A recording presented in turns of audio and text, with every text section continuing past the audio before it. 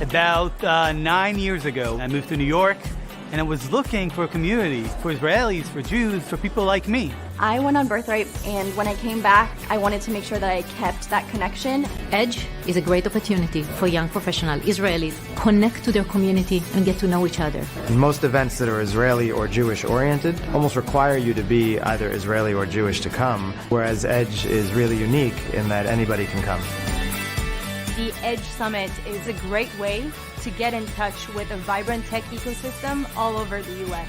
It's a full day where you can get access to a lot of people in a lot of different industries. I happened to attend the job fair of EDGE, and I've made one of my best hires to the company through that job fair. Hearing all these success stories about startups makes me so proud to be Israeli. The community has a different power. It's bigger than just me. Helping me connect with people that I really would love to connect with and build not just business relationships, but also friendships. The energy is super, super special, and I wanted to be a part of something like that. It's like coming to a networking event with people you know, but you just haven't met. For me, I see EDGE as my entrepreneurial family. The future leadership of this community is the place to meet the best of the best. EDGE for me is my connection to Israel. Community. Home. EDGE for me is cutting edge.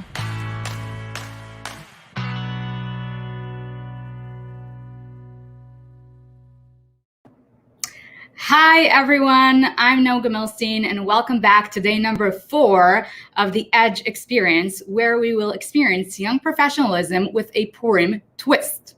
Today's scandalous day will be filled with lies, secrets, and fashlot from the most talented and successful business people out there.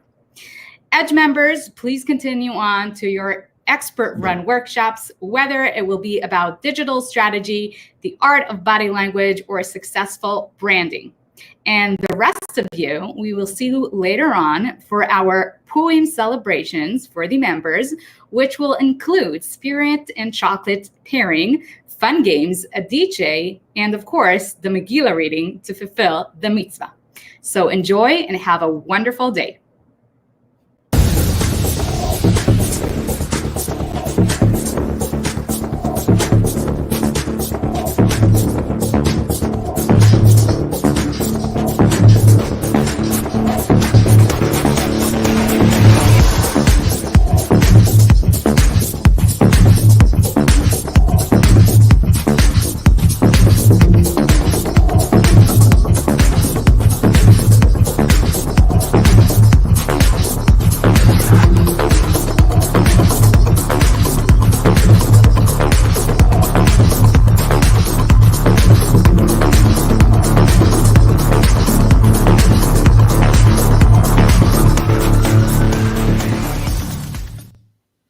Hi everyone, good morning, good night. This is an international event and I'm very proud and privileged to be here and to be a moderator between 3 incredible cybersecurity specialists. My name is Miki Schulman. I'm a founder of M Digital, which is a digital agency located in Los Angeles. And we have a very interesting topics that we're going to talk about today with personal stories and journeys of incredible 3 specialists about how to work from home in cybersecurity era, and about online privacy and social engineering and some more very, very interesting things. We're going to start introducing them. So we have Sivan Tehila, which is a cybersecurity executive. She's a cyber strategist as well at Perimeter 81, and she's a founder of an incredible organization which is called Cyber Ladies in NYC. I have Dan Brahmi. He's the co-founder and the CEO of Siabra, which is a cybersecurity firm located in Israel. And I have Amy Lindell, which is the CEO, Chief Operating Officer of Cyber Reason. So I want to start with you, Sivan. I want to get an idea of, first of all, how did you get into the cybersecurity industry? And briefly talk about your experience. And I'm very interested also learning about the organization you founded. Hey, thank you, Mickey. Good morning, everyone from New York. I'm very excited to be here today. I started my career in the Israeli Defense Forces, like many of other security experts from Israel. I joined the Army in 2006. I served for 10 years as a cybersecurity officer, and I was the head of the information security unit of the Intelligence Corp and the CISO, Chief Information Security Officer of the Research and Analysis Division.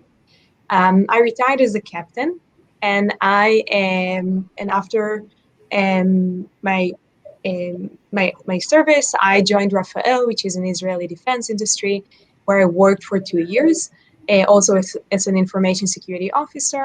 And after that, I worked for Israel Railways, where I basically helped build and design the first security operations center for railways, where we monitored cyber attacks on trains. And after that, I moved to New York. It was about 2 years ago. And when I moved, I joined Perimeter 81, which is a cybersecurity Israeli startup that focused on working from home and how we can help companies to solve that. And the other thing I started to do is, like many other people who moved to New York, I realized that I would love to have a community. And I also realized that all the people I'm introduced to in the industry are mainly men. And I realized that I used to be the only woman in the room very often, but I realized that there is a problem and I wanted to do something about that. And that's how the idea of Cyber Ladies came up. So it's been already 2 years since I founded the organization and the group. And besides that, I'm also teaching at Yeshiva University as part of the master program, and I developed a very new and unique cyber security program for Manhattan High School for Girls to encourage young girls to join the cybersecurity industry. Fantastic. Thank you so much, Sivan. Dan, I want you to talk about your firm, but also mention about the deep fake and some of the social engineering things that are happening right now that belong to your industry. Yeah, absolutely. Thank you. Thank you so much for having me.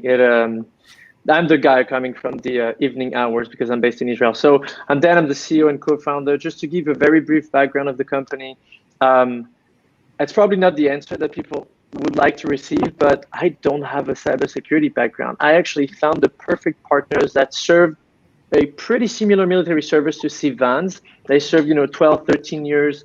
And one of them was actually the head of information warfare operations. So in plain and simple words, they were the folks creating digital snowballs for a living, right? So they were the ones being able to create influence online, right? And so when they got discharged out of the military service, they were thinking, how can I leverage everything that I've learned so far, and how can I be able to raise the flag and analyze the authenticity and the impact on everything that's happening online.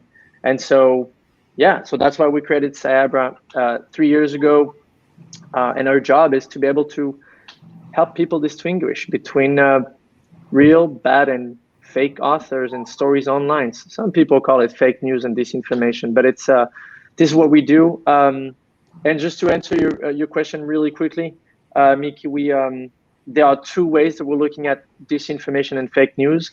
First one is to make sure that we know whether we're facing real people or whether we're facing, bots, sock puppets, trolls, avatars, and any other crazy names you can think of. And then the second one, of course, is to understand whether the visual content, the pictures and the videos that we are watching, that we're looking at on a daily basis, on a minute basis, is it a fabricated picture? Because just imagine the repercussion that there could be if there's the CEO of a publicly traded company that, runs shirtless and screams crazy stuff in the middle of the street. And these things can happen now very easily with the press of a button, with algorithms that are just open source. Anyone can use it. And that's the problem. So our job is to be that kosher stamp, right? That stamp of credibility and trustworthiness for brands and for public sector organizations. That's what we do for a living. Wonderful, wonderful. Thank you so much, Dan. And Amy, you from Cybereason, and you, from what I remember, you started in a different position and you just went up the ladder, in the corporate ladder, and became the CEO of the company. I'm interested in hearing also about the beginning and what got you in the first place into cybersecurity, but mainly what made you come to this position as a CEO of CyberReason, which is a huge firm. Sure. Hi, everyone. Glad to be here. I'm in Boston, sitting right across from a very blue sky, so that's at least a little exciting. Wish we could all have been in person. I think everyone's missing it. So first, I'll just say a little bit about myself, my background, and I'll respond to your question. So I'm originally from Israel, as I think most of us are. I did grow up in the States and have been in the States for about 13 years. So I'm coming to the point in my life where I'm quite literally 50-50 Israeli-American, and I don't know if that makes me feel old or young or whatever, but I'm generally, that's kind of it's a milestone of the current milestone. So I've been saying that to everyone. So my background, I started my career in the 8200 unit as well, or not as well, but as many people in the cybersecurity space are. My background, my focus there was more on the intelligence side rather than the technology side. So I was more a consumer of the data that was coming in from cyber and other kind of sources. But it kind of opened up my mind in terms of understanding technology and the capability and potential, and really kind of set my path forward in my career. So from there, I went into computer science, bachelor and master's kind of in Israel. Worked at different tech companies in Israel, always in the intersection between business, customers, and technology. Never kind of hands-on keyboard, but always, understanding technology, understanding the potential, understanding what we can do, and bringing it together. And then I moved to Boston 13 years ago for business school. I came right in 2008, so that was when everything kind of crashed, kind of different experience than we're experiencing now, but 100% a global events that were happening. And from there, I joined BCG, Boston Consulting Group, a management consulting firm, worked there for a good number of years as a principal, and then kind of decided to go back into technology. At that point, I met our CEO and the CyberReason CEO, Lior Div, and decided to basically come into a company that had just raised a Series C. Was very small, really. So we were about 50 people at that point. And the cyber problem, and I'm sure we'll talk about it as we go today, but it's just becoming more and more apparent, more and more complex, and very visible. At that point, it was the beginning of people on the streets and on the newspaper. You kind of heard about it more and more. This was about 5.5 years ago or so. So when I joined, I thought, okay, well, technology is good. A growth company that's well-funded, also good. And starting to tackle a problem that I, having not been in cyber since, I was 18 years old, basically thought, okay, well, that's interesting. We can, there's something to do there. So when I joined the company, we were tiny. We were 50-ish people. We had most of our people in Tel Aviv and 10 people in Boston. Maybe I'm exaggerating. Maybe it was 15 or 20, but it wasn't a lot. And we had single-digit ARR. So we were just starting to sell. We were just starting to get into kind of explaining what we do and just going out to market. In the 5.5 years or so that I've been here, we've grown to almost 700 people. We're in triple-digit ARR, so annual recurring revenues for those who don't know SaaS metrics, and basically continuing to grow. The opportunity and the threat is constant and just continues to grow, and it's becoming even more prevalent so people understand it. Doesn't matter if you really understand cyber or you don't. What you really do get is that you're at risk, and you need to be careful, and you need to protect yourself as an enterprise, as a company, as a mom and pop shop, and as a consumer. And that's kind of where the reality of cyber is going these days. To answer your specific question, look, I think one of the great excitement and joys of being at a startup. And by the way, I hadn't been in startups up until that point, and obviously when I was at BCG, it was all Fortune 100 companies. So dramatically different than a 50-person company.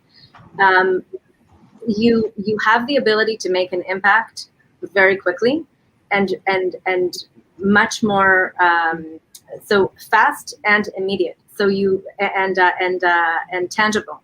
So if you see a problem, and there's going to be 1,000 problems because you're building a company, and nothing exists. Nothing exists. You're coming into a place, I mean, forget I came in at 50, right? But if you're a founder like my other two panelists, you're coming in with nothing. And you now need to decide, of all of that nothing that you've got in front of you, where are you going to put your time? Where are you going to put your effort? What are you going to actually build that will make a difference and will progress your company or your organization forward? And that's a really hard question to kind of constantly have in your mind, because people want to have everything all the time, right? That's kind of human nature. Like, can we just have it all? No. But also, or maybe we can try, I shouldn't say no. But the other thing is, so you make sure that you prioritize your time, and then you start making an impact by really thinking thoughtfully about what's gonna matter and where you're gonna put in your time. And I think, working at Cybereason, definitely in the beginning, I think what I did well was focus on, the things that matter, and be able to leverage my consulting experience, my 8200 experience, my tech experience, and kind of all of that together helped me to put in some business sense on the organizational building that had to happen, and say, well, this is the thing that's going to matter most, and go from there. Wonderful. First of all, thank you so much for very going deep into this. I'm sure people right now, by the way, this is broadcast live internationally. I don't know if 5 or 500,000 people are watching right now, but I know it's being broadcast to a very broad audience. And I think it's one of the only sessions that is actually live to anyone that want to watch it. So as an Edge member, I got involved with a lot of people in my network, and one of them is a good friend of mine that is also from the cybersecurity industry. And we always go back and forth about the need of his company versus the need of my company, because everyone needs marketing. However, everyone also needs cybersecurity protection. The difference is they know they need marketing. They don't know they need cybersecurity, which brings us to the title of this session, Are They Watching Me? So when I started preparing for this session, I made a lot of questions and also consult with people in your industry, because there's so many questions to ask, and there's so many loopholes and places that people don't even know. And one of the questions that stands out the most for me was, what is the number one way that we can make a substantial difference in our day-to-day in terms of online privacy? So for example, because more and more people are switching towards online medium and talking, such as this network, what is the one thing, and any of you can take a stab on this one, what is the one main thing that you guys recommend that one can do today to make sure he at least increase a little bit more his privacy and protecting more of his, I would say, online privacy things online? I can start. I think that's something that everyone has in mind. And now when we shifted to remote work, remote learning, I think sometimes, and I'm also speaking about that a lot with my colleagues, going back to basics, to the simple things, that's pretty helpful, not only for individuals, but also for companies and IT managers and CISOs. Simple things like multi-factor authentication, when you basically enable another text message after you're entering your password, or paying attention to small things when it comes to simple emails. Who is the sender? Paying attention to the spelling of specific sentences when you're getting an email. If you're providing your personal information, make sure that the URL that you're using is HTTPS and not HTTP. And those are things that sounds obvious that everyone knows, but not everyone know. Not everyone are coming from the tech industry, and not everyone used to work remotely or use or consume online services. So I think that having this in mind all the time, that it's super important. And I think Amy touched something that I really agree with. We're human beings, and it's relevant for many aspects in our life. But when it comes to security, when we're working from home, we are not used to the same security routine that we used to have in our office. So that's another thing that we always need to remember. Sometimes at home we're, I guess, I just wrote an article about that, about how lazy we are sometimes and how optimistic we are. And this combination is sometimes what makes us not thinking twice before we're clicking a specific thing. We don't want to believe that someone is trying to hack us or cheat us. And we are also sometimes just have a lot of other things to do. So we just want to respond very fast to any email. So I think those simple things are super important. And now each one of us is basically his own home IT manager. So we can't rely only on our company's IT managers and security controls. We have to keep in mind that we are vulnerable. We're sitting at home with all the other IT devices. I have here my Alexa. I am connected from various devices, from multiple devices to all my accounts. Those are things that makes us much more vulnerable than we used to when we used to work from the office. I'm curious. You said Alexa. First of all, I wanna add for anyone watching, for our audience, we actually see your comments. So feel free to ask also questions, because you have an incredible opportunity to talk right now to the top people in this industry. So feel free to ask questions, and we'll put something in queue in case there's something interesting that they need to answer. You said something about Alexa, and I want to ask about that. So we use Alexa, and then we hear more about listening ongoing all the time, because it's based like that. It has to listen and recognize your voice. I'm curious if you have some type of fear or concern that it may take that information and use it for whatever reason. It could be for advertisement or whatever. But do you have, as a privacy specialist, as a cybersecurity specialist, do you have a concern that those platforms are listening and recording and monetizing your interaction? I guess I mean, of course, there are concerns. I think that the main problem with IoT devices and IoT in general, IoT, by the way, it's Internet of Things, and Alexa is considered to be an IoT device. So the main problem is that there is no regulation, and any company basically do what they believe that that's the right thing to do when they develop such these kind of devices. But yes, I mean, I think that the best example that I use that helps people actually realize that the risk is that, imagine, I mean, we're now consuming also healthcare services online. So if you have your doctor and he's basically sitting in his home with all the other IoT devices around him, so our privacy is at risk. And not everyone are aware of that. And I guess that as individuals or consumers, we're not always asking these questions. And besides that, we also know that most of these IoT devices are not protected. And again, going back to basics, the best way to protect that is using passwords and make sure that your home network is protected. There is a very interesting website. It's called shodan.io. I'll send later the link. And basically, I'm doing this exercise with my students all the time. We're going to these websites, and you can basically see all the open ports around you. And you can see that people basically sitting in their home with their webcam open, or jewelry stores that the owner of the jewelry store thinks that if he's putting a webcam, he's protected is basically trying to see what's going on in his store, but everyone else can see that.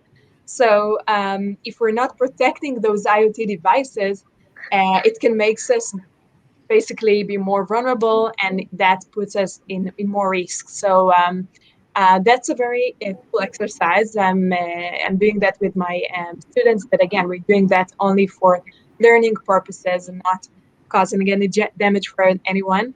But I'm sure that my colleagues here can also, I'm sure you also have thoughts, and you're working in the same field, so I guess I'll let you.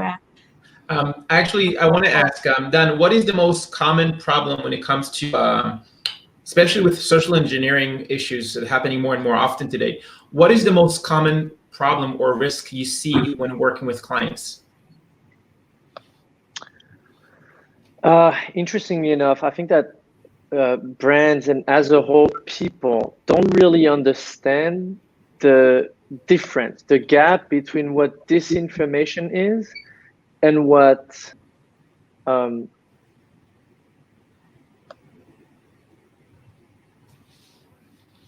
Don, can you hear us?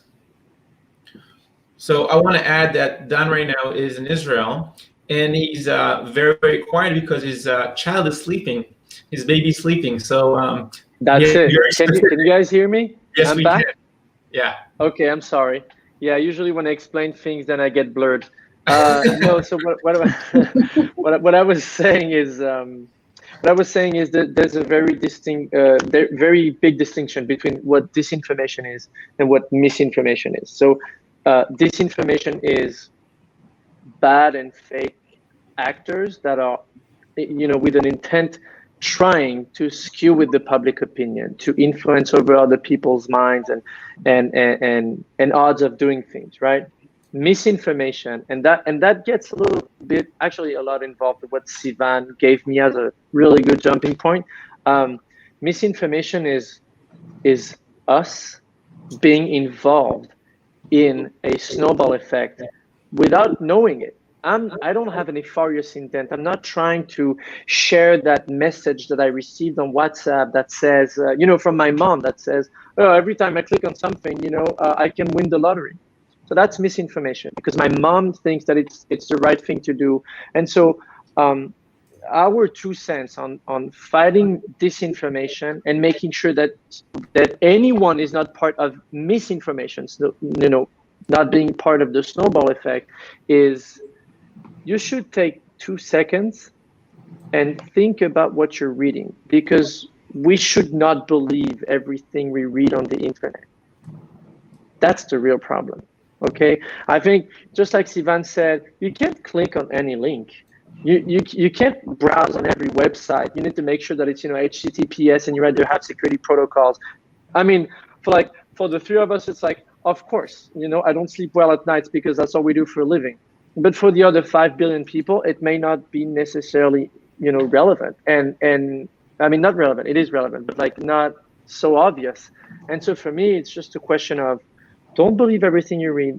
Take 2 seconds to think really thoroughly whether you should believe in the message that you're seeing as we speak. Sometimes it's very tempting to believe in it because the juiciest stories and the juiciest snowballs are the ones that are very gullible and almost, they have that great hook and political stories and financial stories. But you should just so much ask yourself whether you should dive into this head first. So that's the one thing that we see with brands and public sector agencies. Take 2 seconds. That's it. Wonderful. Actually, I have here a good question, and it's by Chen. She's asking, how do you explain this delay in regulation, and what would you recommend to implement to regulate more efficiently? And I think the question is towards regulation for cybersecurity industries, if I understand correctly the question, because there's a lack of that, right? HIPAA compliance is not something that is being regulated for, across the board, only for specific industries, even though it should apply to everyone, because protection should be good for everyone. So I think it's a good question towards the regulation. I want you, Emmy, to try to explain more, if from your experience, why you think that there's not enough regulations for such an important industry. So I think we need to make a distinction between privacy and security. And privacy is one thing, which is there's a huge side effect of technology. So if you look at face recognition, if you look at Alexa, if you look at all of the technology that we are surrounding ourselves on a human level, forget a second companies and corporates and enterprises in terms of how do they do business and operate. And as a result, you then need to think about, okay, well, so face recognition, there's so many different conversations about what that does for privacy, what it does for deep fake to Dan's point, and generally anything having to do with the listening mode that we've all heard about it. Exactly, and someone just made a comment that it isn't just about Alexa, it's anyone. Like, your phone is listening to you at any point, your Google searches are paying attention to what you're writing. etc. That is not my space. I can't actually talk about regulation. I'm happy to give my opinion, but it's definitely not the world that we live in. The world that I live in is a lot more on security, and I want to just come back to that a second. And that is, look, in the end, there's privacy and a way for people to benefit from it or to capitalize on it for good or for bad, and it could be completely legitimate corporations, and I'm not touching that. Okay, right? Like, that's a conversation. We should totally have it. I'm not the person to comment on it. On the other hand, there's bad actors that want to have access to whatever you have in your house, whether it's your personal house, whether it's your company, it's your team, it's your IP, it doesn't matter.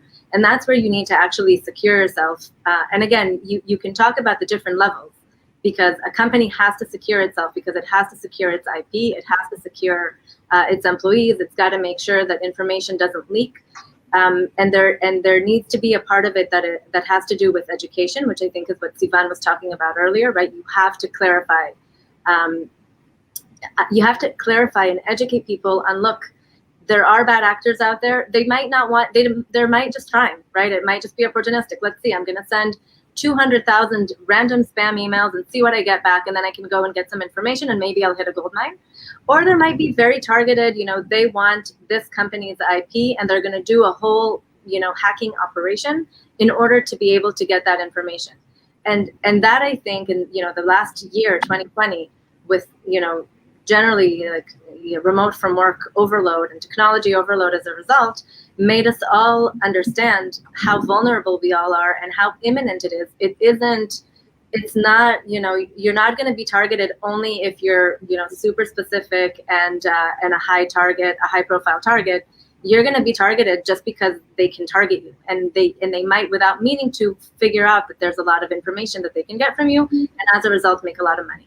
So I think, just to flip the conversation a bit from privacy to security, because I think there's a bit of a difference there. Wonderful. So first of all, thank you for clarifying that. I have a few minutes, and I think that I'm reading a very, very important question that I personally love. It is good to see two amazing women in the panel. And what do you think we should do to see more women in tech, specifically in the cybersecurity sector? The question is for both of you ladies. Feel free to take the lead on this. And I can tell you from personal experience, my wife is the CEO of the company, and I'm very proud of that because she's strong and smart. And I think more power to, and I think more women should be in STEM field, and especially in cybersecurity, just because they have better perspective on many, many things. So go for it, ladies. What do you think women should do more to be part of this industry? What should be the entryway? So I actually, I'm reading a lot about that. I'm working with this, with my Cyber Ladies community. I think that's something that we should educate young girls. And I mean, I don't even know if it starts from high school or even earlier. We're exposing young girls to other professions, and there are many biases that or things that we're educating them that are not, and we're not always exposed young girls to any technical profession. And that's what I'm trying to do with Cyber Ladies, working with high school students, expose them to the cybersecurity, so they will at least consider that as an optional profession. Because I know that if I wouldn't join the army in Israel, I'm not sure if I would choose cybersecurity as a profession. But I was very lucky to have that opportunity. And not everyone does, especially here in the US. So I am working hard to work with young adults and young women, and to encourage them and expose them to the industry, but also helping women who are already working in the industry to get into that level where they're influencers and where they're basically take the stage. And I'm so proud to be here with Emmy. I'm excited to hear what you have to say about that, the woman. Same. So I'm first of all, I think the organization that you have in New York is probably exactly the type of efforts that need to happen in order to make a difference. I actually, as we were joining the panel, and obviously we'd met before in prep, etc., I thought to myself, interesting, we're 50-50 women, men. and it's not really a topic. We don't really care on the one hand. On the other, to the question here by I guess, or I don't know how to pronounce. I think it is not always it's not standard, and a lot of the ways to make that difference is by showcasing it. So, for example, we internally at the company have a general goal of not joining a panel if there's no women on the panel. And it helps to change things around because it calls into question. Like, it isn't, people don't necessarily have it top of mind. And if, as everyone I'm sure has heard and knows the different types of research, people like to go to what they know and people who look like them. So if I'm, a certain typecast, I will find that typecast. And if my typecast is white male, then that's what I'll end up finding. So, and then if you call into question, hey, have you thought of a woman for this panel? It's suddenly very easy to find. So that's one. Two, education is huge, of course. On the one hand, you want to put a focus on it so that people can be aware and broaden their horizons. And the other, you don't want to, I think we have a lot of implicit bias in how we educate our young girls and our young boys. And I think the way that we do that and the way that we set it up, you need to kind of melt away the inhibitors that shouldn't even be there. They're there because we're dealing with 100 years of inequity, but we can work it through that way. And then finally, and this is really kind of all of us and day to day, I really think it's important to make it a non-topic. So yes, you want to be aware that you are, you want to make sure that you're giving the right stage for all genders and all colors, by the way, and all kind of other typecasts, for lack of a better word. But you also, on the other hand, the fact that the fact that we are two women on the panel, while it is exciting, it also should not be so surprising for us, and we shouldn't be as excited by it because it should really be the standard. It should be the norm. And if we make it into a question, and that's not to say that it's not a good question because it isn't the norm, but if we make it into a question, then suddenly it's like, oh, is this weird? Is this unique? What's so different? And you know what, guys? Nothing is different. We're all very much the same, and we can all do a great job when we're focusing on the topic at hand. Dan, do you want to get a second talking about that as well from your experience? Oh yes, 15 seconds. I'm going to make it very quick.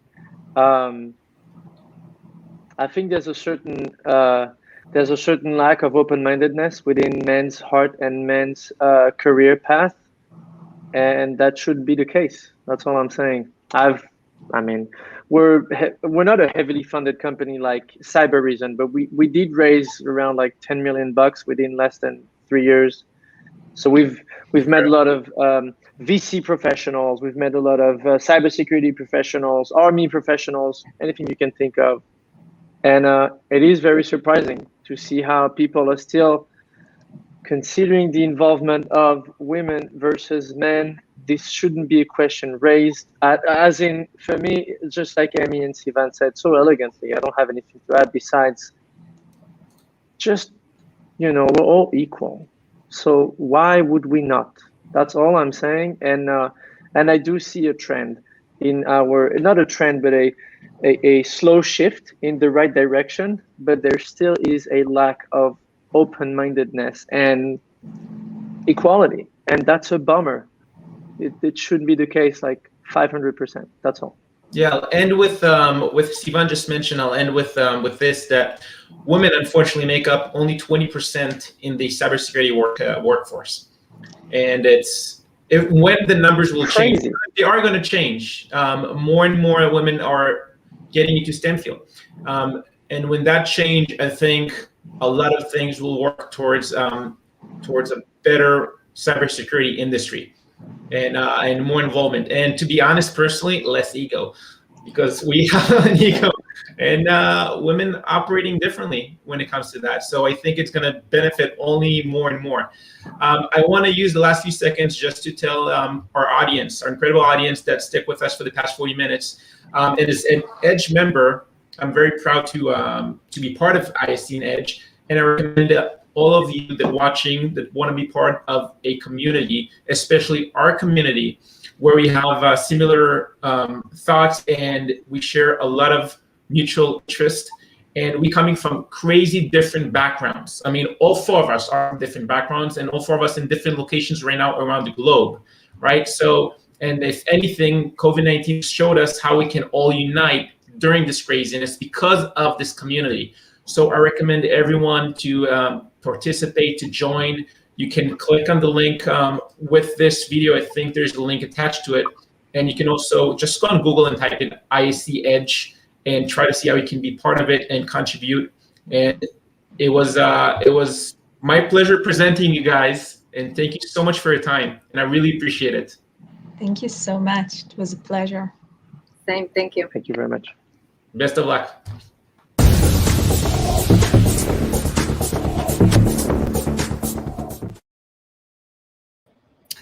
Wow, what an interesting session that was about cybersecurity, though maybe it's a topic that we're better off not knowing too much about. Just kidding. I'm excited now to introduce Israeli's sharks, who will share their stories on times they failed and how these times brought them to success. Joining me now is Udi Antebi, Israeli entrepreneur and investor, to moderate. Hi, how are you? Hello, great. What an amazing panel. Excited to be here. I can't wait to see it and hear about it. So Absolutely. I heard that you recently moved back to Israel from the United States. Indeed, in last August, after 18 years in the US. Wow. Incredible. Wow, tough time or fun time? A fun time. Best fun decision time. ever. Yes, very excited. Amazing. Amazing. Good news for all the rest of us who are thinking about it. So good luck with the panel. Enjoy it. And I'll see you guys later. See you there.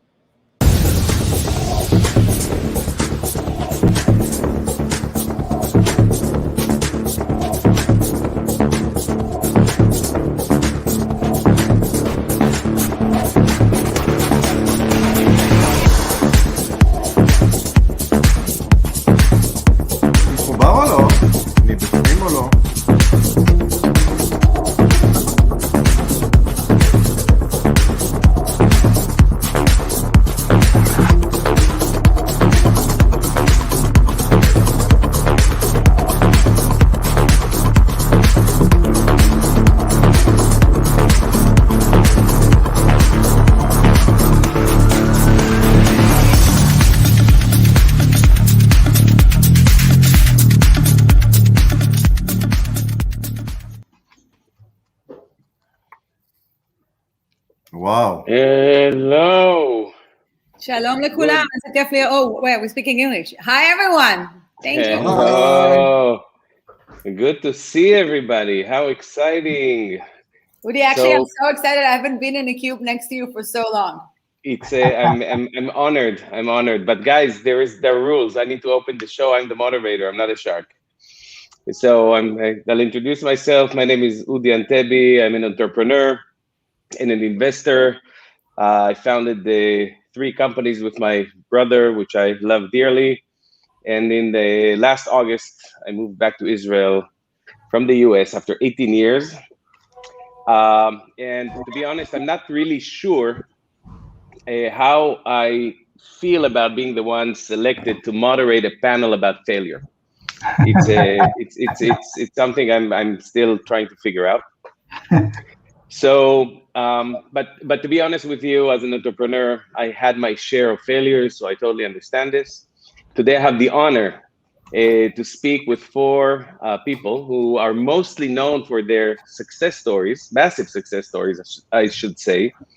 But I'm sure we'll hear in today's panel that they also have their share of some epic and extremely interesting failures. So I'm going to introduce you one by one. So here we have almost the complete cast of the Israeli Shark Tank, right? Almost, missing one. So I'll introduce, ladies first, Yasmin Lukacs, founder of Icon, an investor, very successful investor, but mostly, before anything else, a dear friend that I miss a lot. So it's great to see you, Yasmin. Oren Dobronsky, serial entrepreneur, investor, owner of a restaurant, a hummus restaurant chain, and a friend that I haven't seen yet in Israel. Hi. So we are. You didn't think I was going to say this live, but yes, we haven't met in Israel, although we're a mile apart, and I love you dearly. Eldad Fishman, the founder and CEO of Tamir Fishman Investment, and soon to be a close friend of mine, because we will meet. Yes. Last but not least, Zohar Levkovich, a serial entrepreneur and investor. And for those who don't know, maybe Zohar doesn't even know this, but he's the first person who has invited us, the family, when we moved to the Silicon Valley from Seattle for dinner about 10 years ago. So now you all know about how I'm related to all the people here. So let's get started with the first question. Dear Sharks, I want to take you back in time when you were still tiny fish, sardines, or just teenagers. Any failure that you remember that you carry with you until today? In Hebrew, I would say, is there any fadicha or something you remember that still impacts you until this day? And I will start with Yasmin. So Ooh. I knew you're going to ask this. And I think that one of the things about me, I don't know if it's good or bad, is that I tend to forget the things that didn't go well. And I'm like, well, I don't have anything. Everything worked. And I was like, that's not possible. It's just not humanly possible.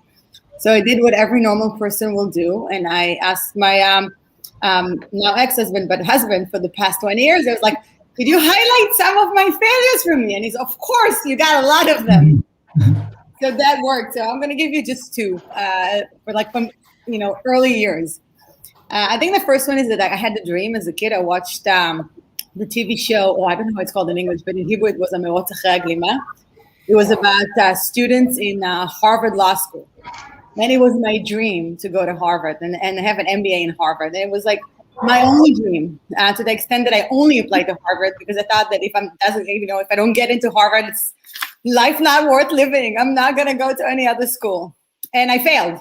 And I tried again the next year, and I failed again. But the next year, I broadened my choices, and I also applied to a school I didn't think I have a chance to get into, Stanford Business School. And I got into Stanford Business School. And I think what I learned from this is that sometimes our dream can misguide us. And I was like so caught on the idea that this is where I need to go, that I didn't think, is this the right fit for me? And I don't think it was the right fit for me because I had such a great experience in Stanford. So that's one. And the other one, my mom was a very demanding academically. And I remember, she was like, she would post on her door in the bedroom my tests. And then I brought a test and my score was 103. And it was like a 10-point bonus. So the maximum was 110, I brought 103. I mean, it's a good grade. Now that I'm a parent, I know it's really good. But she made me feel like a failure. And we'll talk about parenting later. I was like, I felt a failure because I didn't get the extra 7 points. So these are my stories. I didn't learn much from that, other than maybe, your kids should fail. Eldad, before I get to you, I just want to say it's very clear that Yasmin is the only one who got my questions beforehand. Yeah, because she keeps repeating, right? But she reached out. If you reach out and you ask, I'm that kind of guy. I'm learning. Exactly. You want to share something from your... Something's wrong with my glasses when it comes to failures. Really, it's something I'm aware of about me. I can't remember them. And it's impossible. We all make mistakes. It's just impossible. So I have to actually really work on finding them. And I knew this is the topic. I had to ask for the questions. Eldad, do you want to go next? Yeah, share sure. Something from your days as a small fish? Yeah, as a very small fish. Yeah, I think that, probably all of us here and many people watching us are competitive people. And if you're really a competitive person and you want to kind of ride the world and attack more challenges, you're going to fail. And failure is somewhat perceived by society as something bad. And I think I've learned over the years that it's something good. It's not something bad. You cannot, if you're a human and you actually take the appropriate risk, and I'm saying the appropriate risk, you're going to fail. So failure is something good. And, I've been an entrepreneur for all my life and started my own companies, invested in hundreds of companies, still capital markets, doing it every day, buying shares for our clients all over the world. And sometimes you lose, sometimes you win. And I would say that maybe my biggest, failure is, early 2000, the Russian government has kind of started venture funds, and we competed, and we won. I got raised money from all over the world, from World Bank and so on, and got into the Moscow for the signing, the closing. And then, I opened the newspaper and it says that Tamir Fishman has raised the fund with the former KGB. Okay, so that was the end of the fund. And that was the beginning of understanding the Russian market. But being stubborn as I am, 6 months later, we went back and raised the fund. Doesn't matter, the Russians stole the money another year later. But, I think this is very important. Failing is an asset. And people have to learn this very quickly. The faster they can, the better for them. I love how brave you are to talk openly on the internet about the KGB right now. Love it. I'm not going to Russia anymore. It seems to me like they might be looking for another shark. Yeah, they don't like me. Yeah. Oh, and do you want to go next? Tell us about something that you remember from your teenage years that you carry with you. And this is, think about me as your shrink today.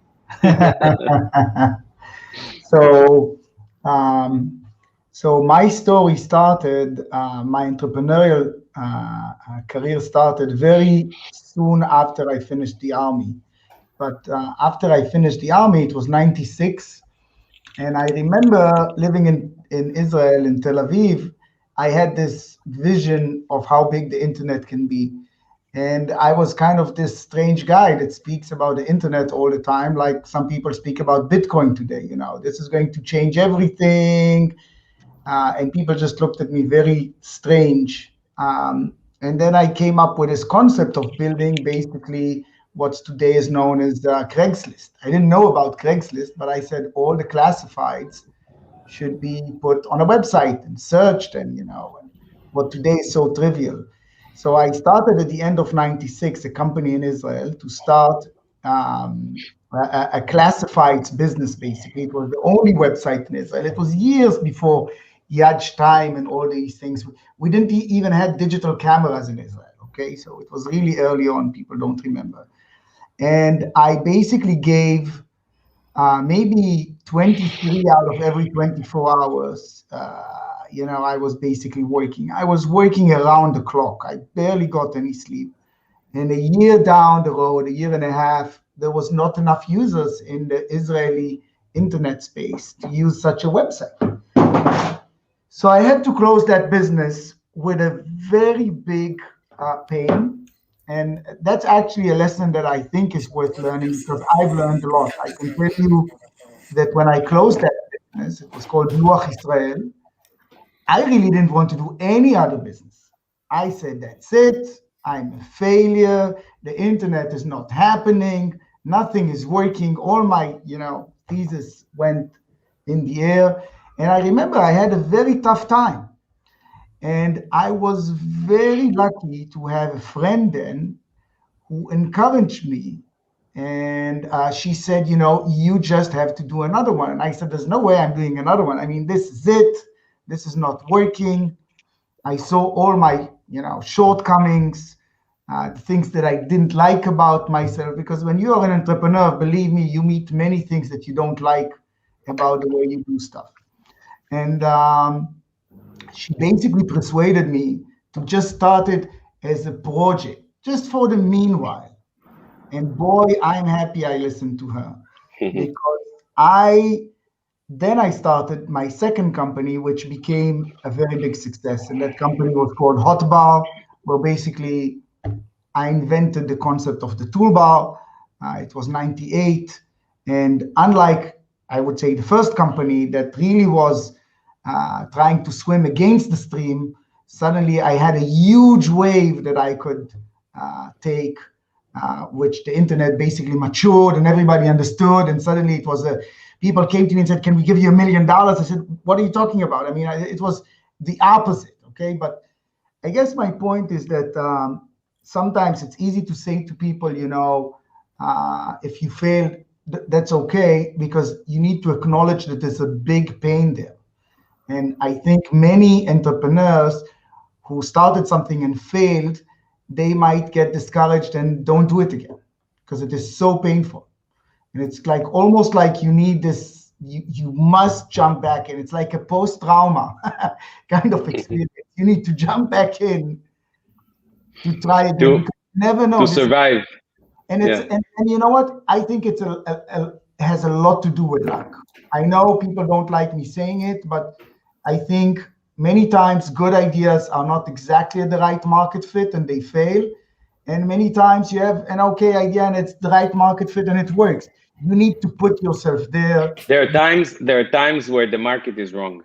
Just saying. No, I'm just saying I've seen many good teams with good ideas and it didn't work, and the opposite. Somebody still has a real phone in life? Yes, I was thinking the exact same thing. What is it? Right. We're gonna present that to you in the next Shark Tank episode. It's a new startup. Yes, it's a new startup, it's a new invention. It's a phone that is connected. It's permanently location. You never lose it. With cord. Wow. Right. You cannot steal it. Yeah. Excellent. So just to summarize, I'm continuing where Eldad left his message. It's not even important to jump in. It's important to jump in my view, repeatedly, because you learn from each experience. I can tell you that I couldn't have done the second startup if I didn't do the first one. The amount of stuff you learn from the process is invaluable. So even if you fail, it's probably better than doing, sorry to say, Yasmin, an MBA. I'm just saying the amount of stuff you learn from the actual, obviously it's important to study, but the amount that you learn from jumping in is almost critical for your success in the future. Excellent. Monsieur Levkovich, do you want to share with us something that... It's a problem with Zohar. Zohar never failed. No, he failed. He failed. Tell us something about your teenage years that you carry with you until today. Well, if we are talking about failures, so first of all, I worked for Otbar, for Oren. So I'm not sure if it is failure or not. No, I'm just kidding. That's his biggest failure. No, it isn't. It was an amazing company, and you are an amazing boss. And I'm glad that now I have no boss. So anyway, it is not going to be about my teenage year, but about 7 years ago. So 7 years ago, I sold my last company, Amobi. I was wide success in Silicon Valley, and I decided to start a new company to protect kids against what's going on the internet. Shaming, bullying, pedophilia, you name it. I raised a ton of money, the guys, Sequoia, Kleiner, the regular guys, and started doing it. And it took me about 6 months to understand that the market just doesn't want it. I met so many parents, I met so many organizations. I even gave a lecture in a gun high school for all the parents of gun high school. By the end of the presentation, no one even approached me. And it took me some time to understand that, wow, the market just doesn't want it. Also, I had another problem in the company that I decided to bring a spokesperson to the company, not myself, talking about pedophilia with my accent, they would dare me to do it. So I tried to hire the guy that I believed representing parenthood in America the best way, and I signed a deal for spokesperson with Bill Cosby.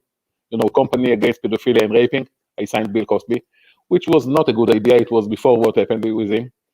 But anyway, after 6 months, I closed the business. I lost some money. I tried to return all the money to my investor, so I lost the money. And I put it aside. 2 years ago, after I moved back to Israel, I decided, well, maybe it is time to try it again. And we tried it again. And now the new company is Light. The name is Light.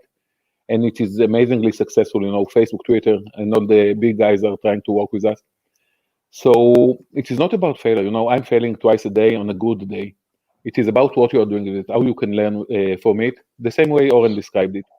So don't be afraid of failure, but try to do something right with it. The way Mike Moritz told me, Mike Moritz from Sequoia, he told me that in Silicon Valley, most of the buildings are 2 floors, not more than that.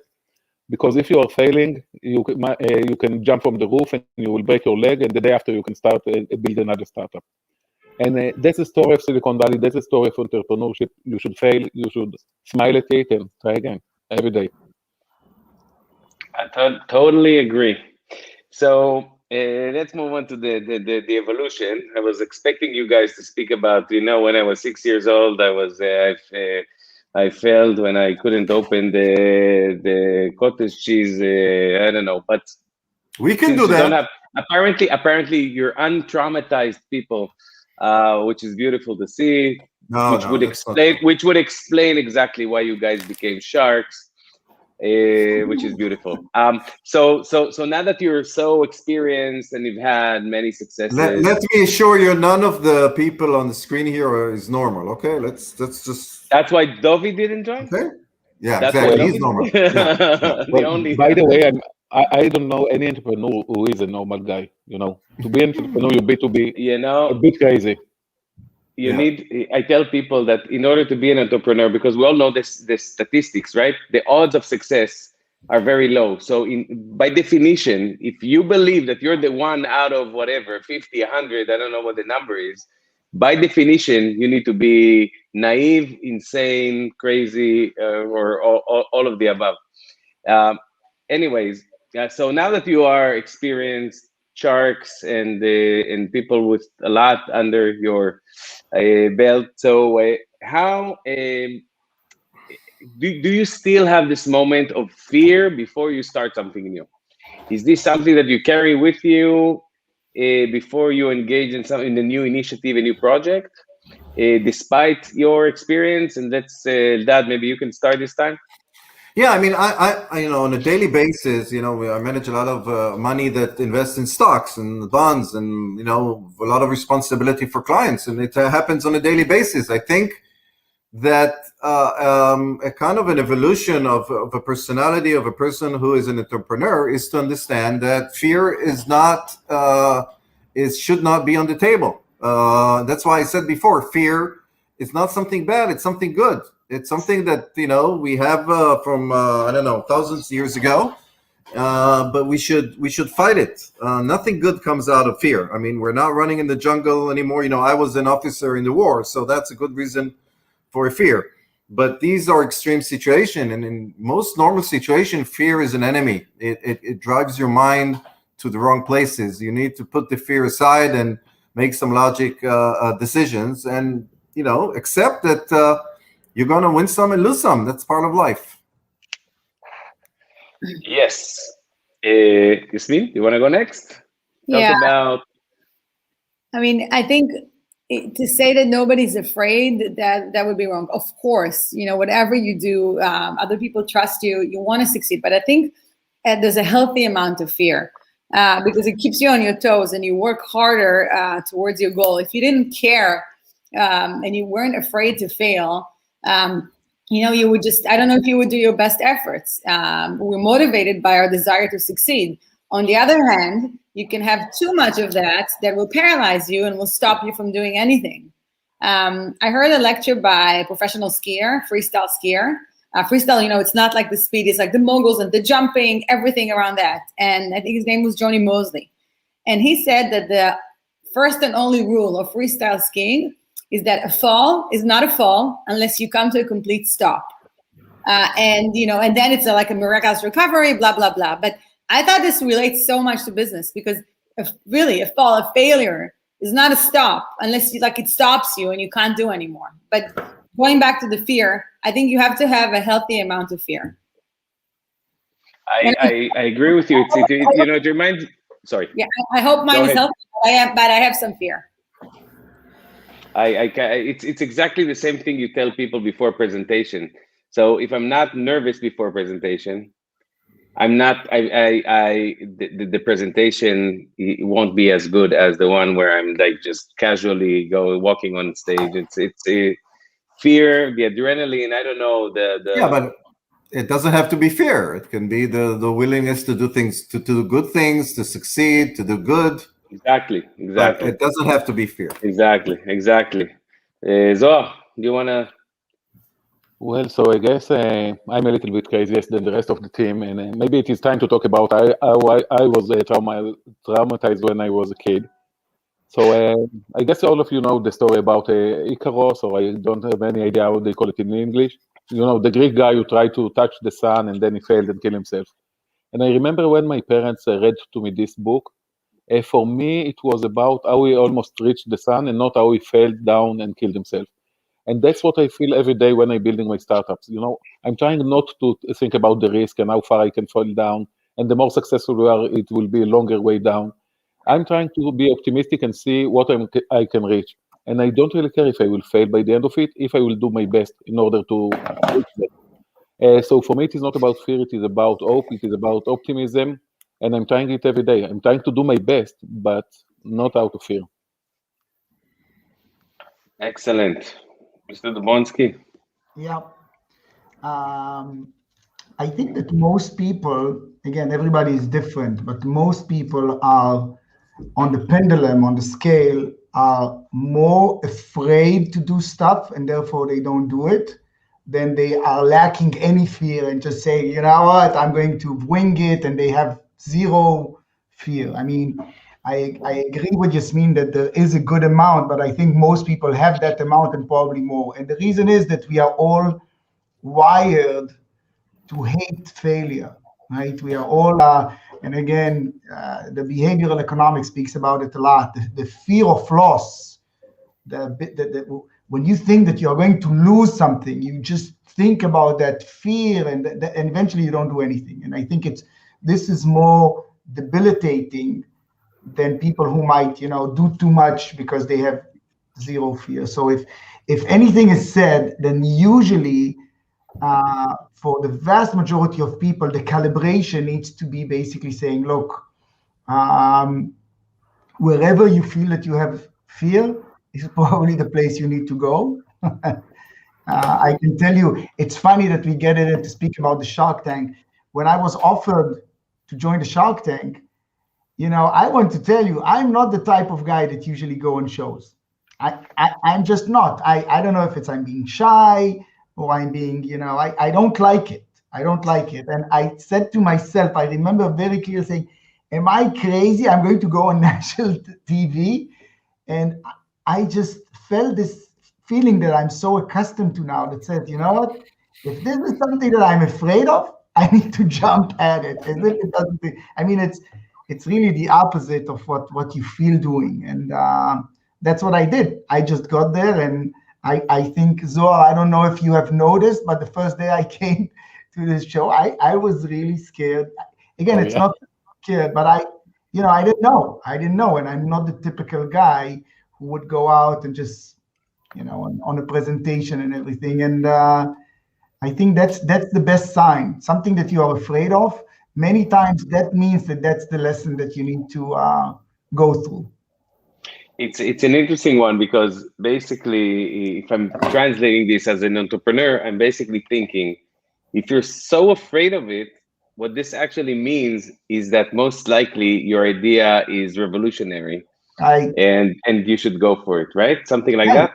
Yeah, and you know what? If you're so afraid of it, then going through the process will teach you and will make you grow. It might be that you will face your fears. It might be that you will, learn new things. There is a reason why you are afraid, and that is exactly the reason you need to be there, even regardless to the whole idea. I totally relate to it. So, yeah.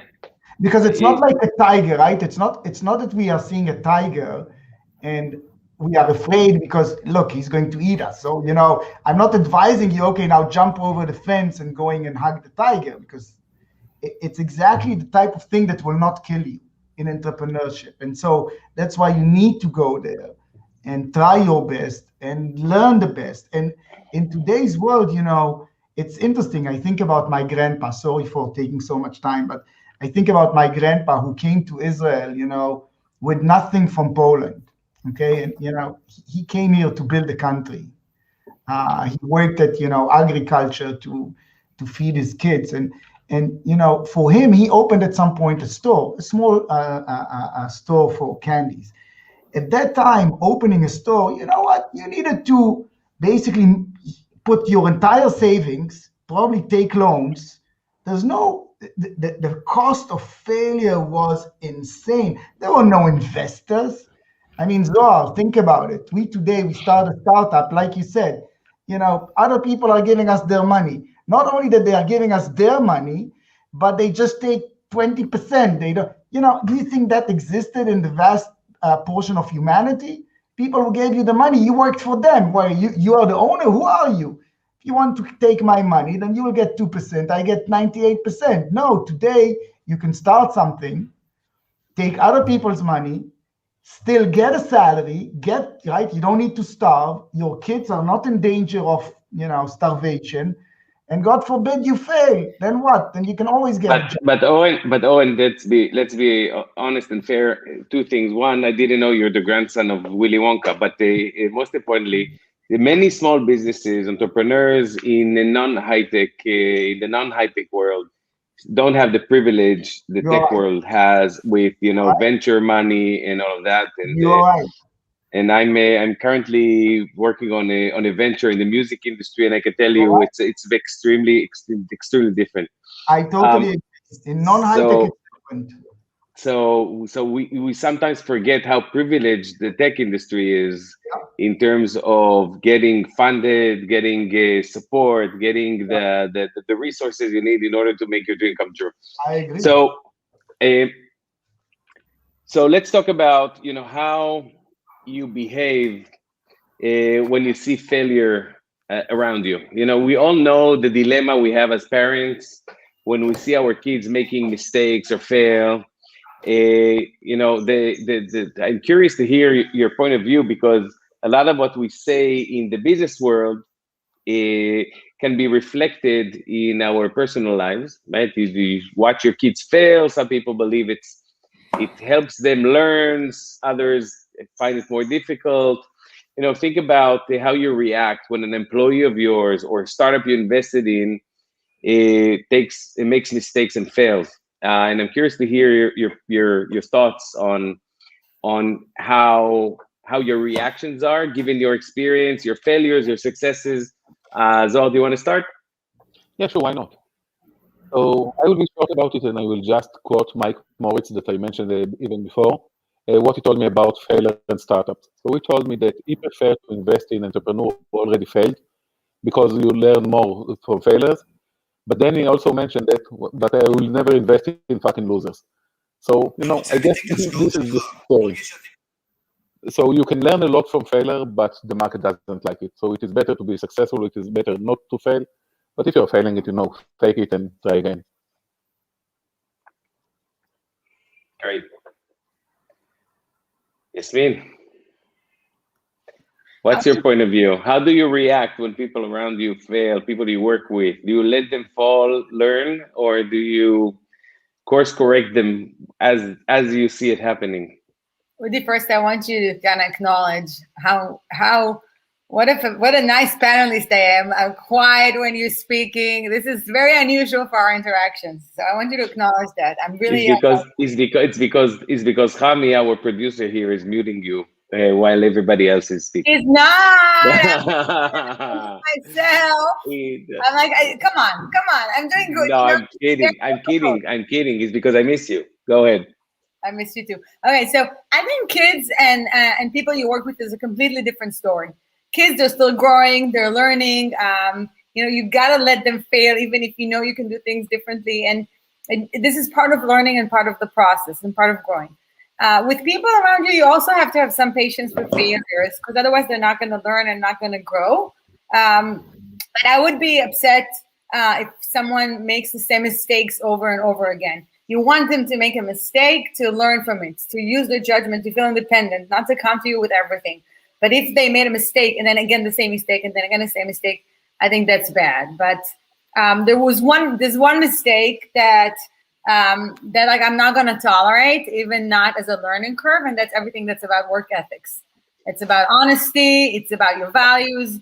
If you're doing a mistake that's about value, about morals, I don't think this is something you learn and you change. Maybe this is just not a good fit. In terms of employees.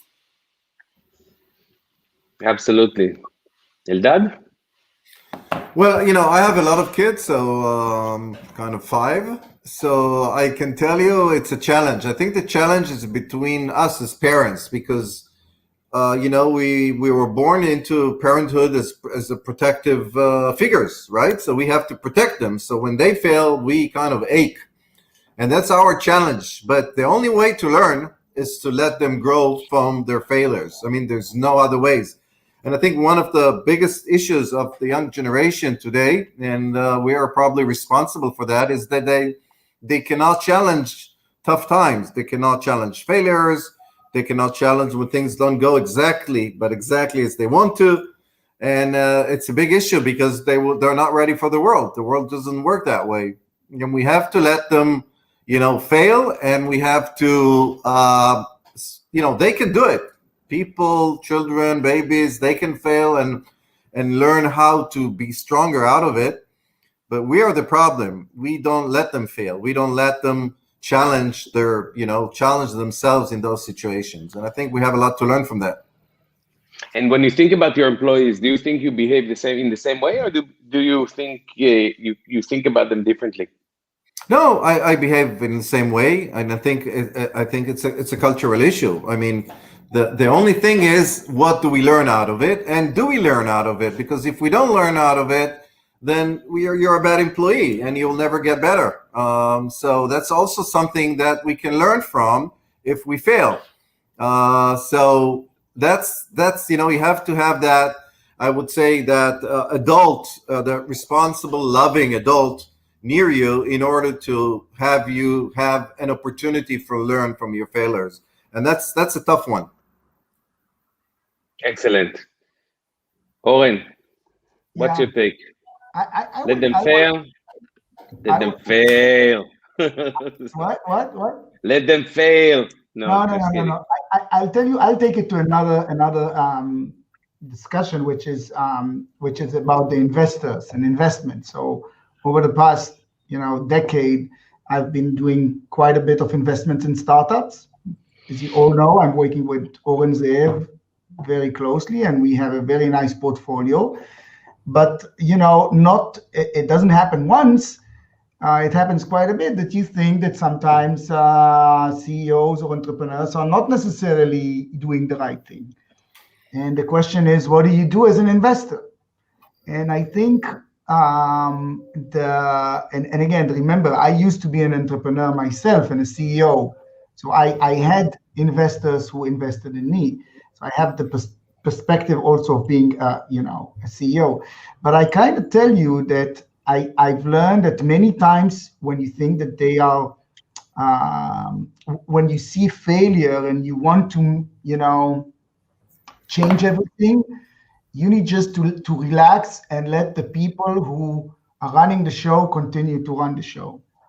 I know it sounds trivial, but many people, I've seen many investors who freak out and they want to make changes, and they don't realize that the changes, that they suggest or that they insist, even worse, are going to make worse damage. You need to let, and Udi, it's funny because even you were a CEO that we've invested in. And when things are not great, what you need to do the best is support your entrepreneur. It's kind of say, look, yeah, things are shitty. There's no sales, whatever, right? You can say, you know what, you're not doing this right. You're not doing this right. Usually you will kill the business. Just if you invested in someone and you saw something in them, you need to kind of support them to try and figure it out. And you know what? If they don't figure it out, then that's it. That's okay too. You lost your money. You need to live with it. That's a part of being an investor. But I've seen quite a share of investors who immediately say, you know what? Okay, let me take it. Let me, Udi, move aside. I'm going to run it. Oh no, this is going to end very badly usually.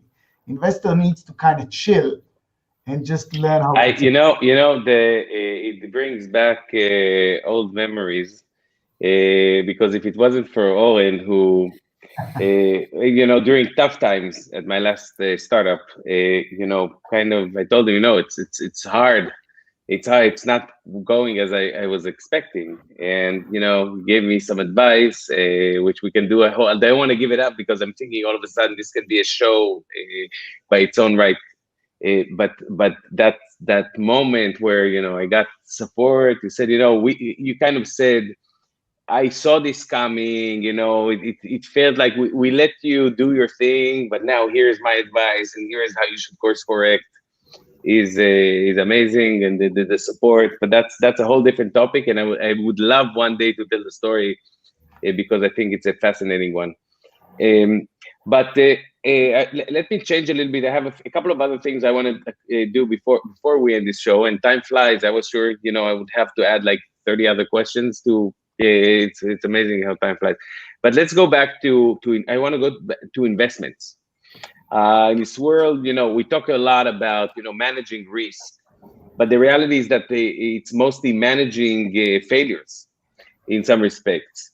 I made, I personally made a lot of mistakes in investments.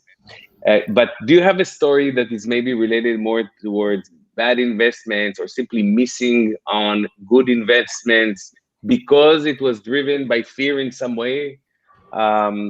And let's Yasmin, do you want to go? Okay. Eldad, I know Eldad. Eldad, two hands, you win. The guys. By the way, we count by fingers. Yeah.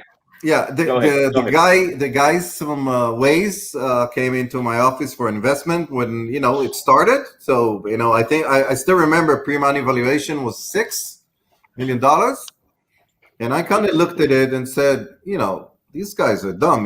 They're gonna compete with Google on come on, this is funny. This can never fly.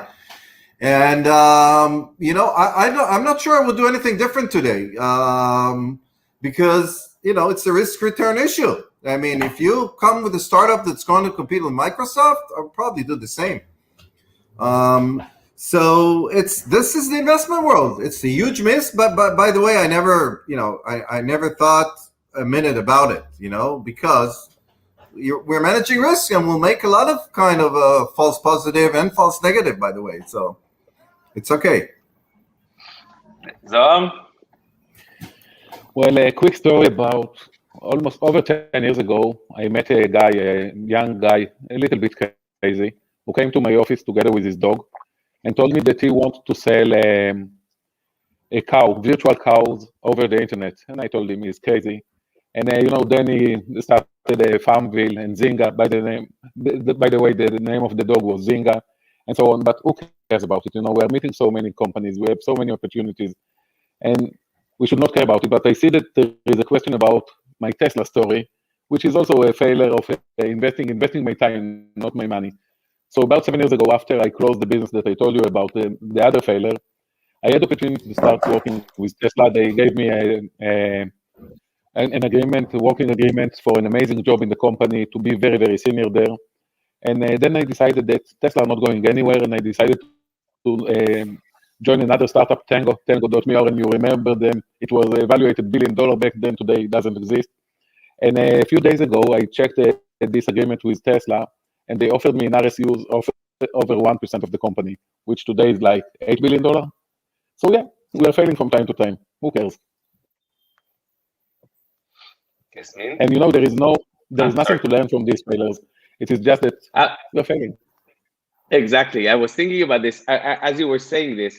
I was wondering what we can learn from it, and I think the answer is absolutely nothing. We can't learn anything, because even if I will meet today again the guy from Zynga, and it was 10 years back, I will never invest in him. And the opportunity that I had with Tesla back then, it was shitty opportunity. Who knows that in 2020 Tesla will become $800 billion company? Different story. 20 seconds of everybody's time. I bought Tesla when they went public, and I called the broker and I said I want to buy Tesla, and this is I called it. It's for the kids. Completely forget about it. Like people have Apple stock for 30 years. And I was wondering if I should buy it through E-Trade or through the broker the guy that I work with, and I decided to buy. and I buy the stock. It was 26, I think, when they went public. When it was 50 something, he calls me, says, Udi, listen, you have to sell, you double your money, you will be able to buy it back at less than 26. And I said, no, it's for the kids, I forget about it. And he says, okay. And then it's 75, and he calls me, says, Udi, I can't stand this anymore, you have to sell the stock, you have to sell the stock. I said, forget about it, I'm not even tracking the stock ticker, it's for the kids. At 86, he calls me again. He says, my heart is almost about to stop beating. You have to sell.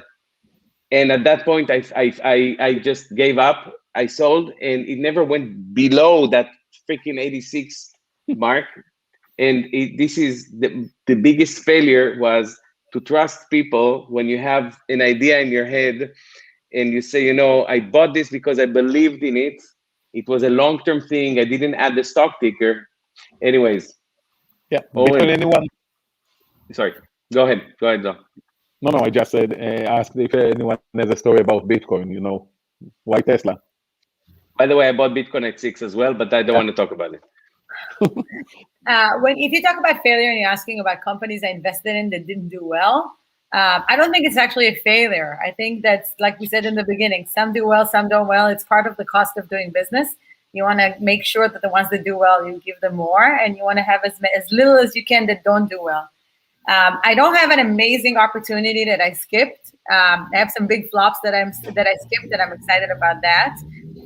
But I think one failure that I had as an investor is that when I saw a great opportunity, I wasn't mature enough to put a big check on it, and I put a small check on it. And I'm calculating, this could have been times 20, times 50 what I put, and every dollar would have mattered, and I wasn't mature enough to put the right size of check then.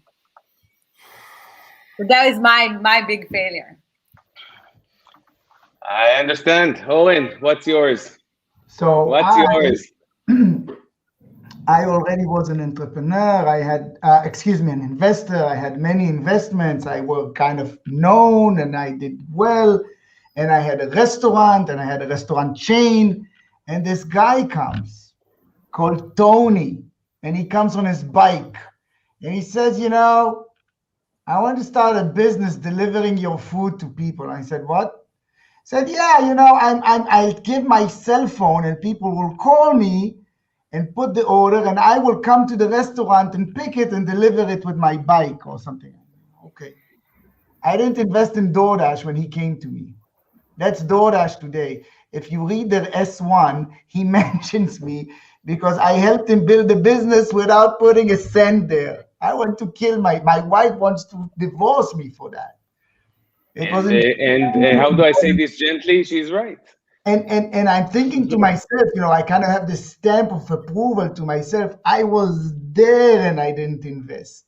I saw it. He came to me. Sometimes these things, exactly like Zohar said, sometimes they are just too early.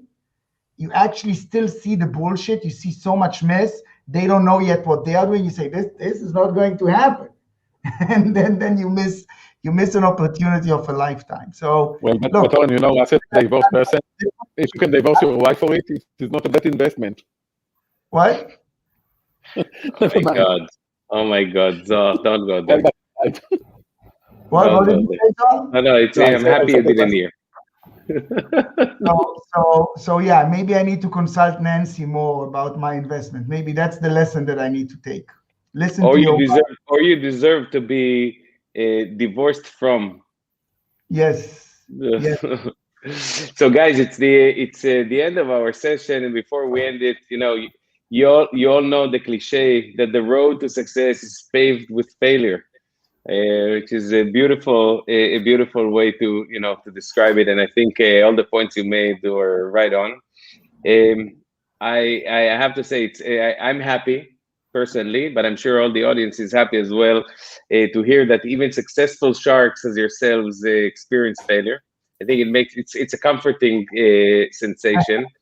And as the Israeli singer Dudu Tassa sang in his song, it's better to have an epic failure than dreams in a drawer.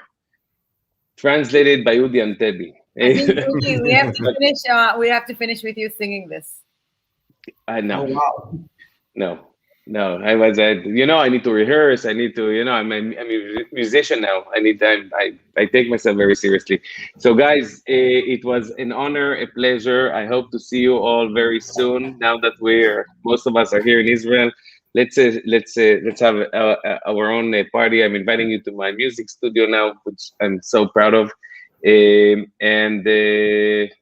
Thank you for taking the time. I'm sure people enjoyed it, and it's great to see successful people talk so openly about, all their journey and their failures. So thank you very much. Thank you. You did a great job.